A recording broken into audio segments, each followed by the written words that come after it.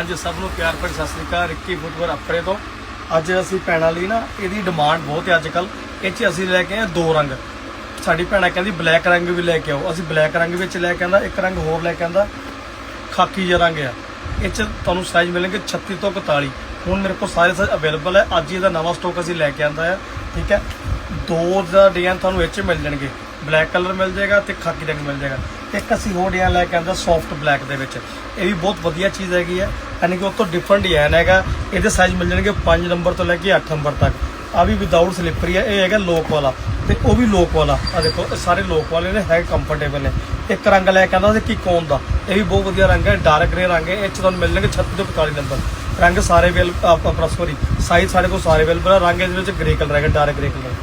ਤੇ ਤੁਸੀਂ ਜ਼ਰੂਰ ਆਓ, ਵਿਜ਼ਿਟ ਕਰੋ ਰਿੱਕੀ ਫੁੱਟਵੇਅਰ ਅਪਰਾ। ਤੇ ਸਾਡੇ ਕੋਲ ਜਿਹੜਾ ਤੁਹਾਨੂੰ ਮੈਂ ਇੱਕ ਪਾਈ ਸੀਗੀ 36 37 ਨੰਬਰ, ਉਹਦੇ ਵਿੱਚ ਸਾਡੇ ਕੋਲ ਸਟਾਕ